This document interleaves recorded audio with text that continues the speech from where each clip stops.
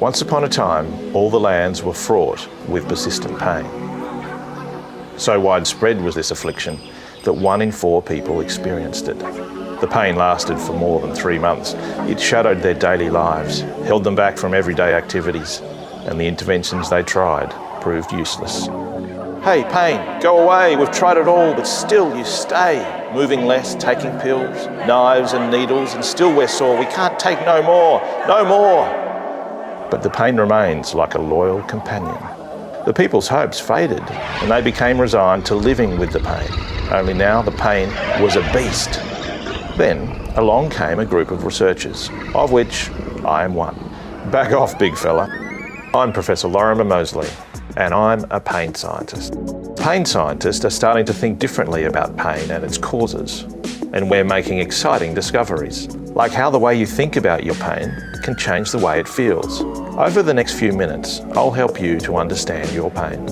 Understanding is important because it can change how much things hurt and how much your body can do, and it can help you to tame the beast. First, trust me about this. Pain is not an accurate measure of tissue health. Pain is a protector.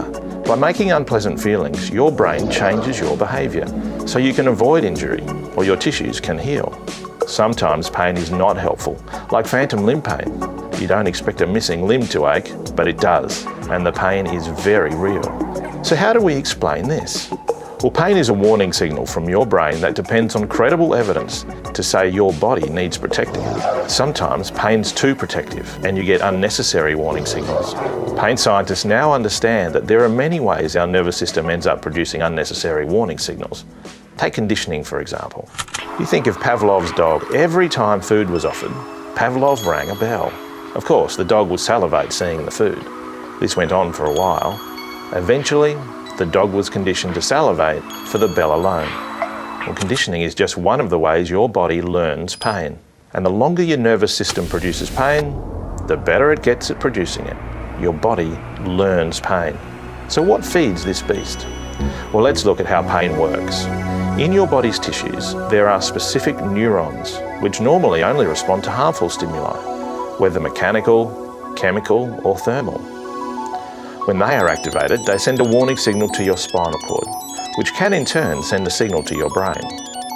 This activity in neurons is called nociception, and it's happening all the time, but only sometimes results in pain. Most of the time, the brain protects you with other things, like movement. Once the warning signal reaches the brain makes sense of it based on the information arriving and a vast amount of information already stored.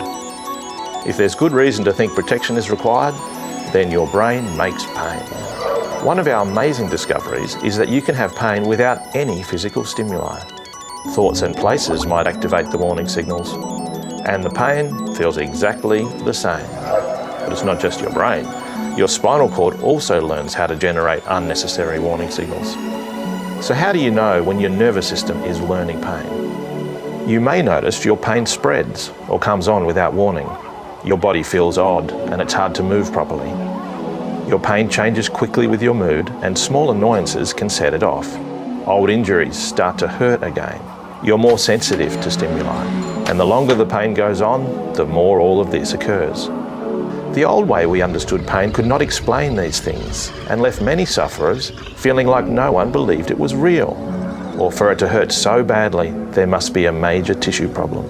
But we now know how persistent pain happens. So how can you tame the beast? Pain is a very personal thing. There's no one-size-fits-all solution. And while you probably have well thought out coping strategies, it's time to take a new approach to dealing with and reducing your pain, one that focuses on retraining your pain system. This might mean testing yourself physically and moving more than you normally would.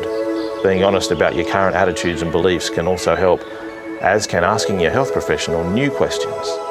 How do I know if my pain system is being overprotective? How do I retrain my pain system to be less protective? How do I know if I'm safe to move? So be brave and have hope, because it is possible to tame the beast. Visit our website for more information and questions to ask your health professional. tamethebeast.org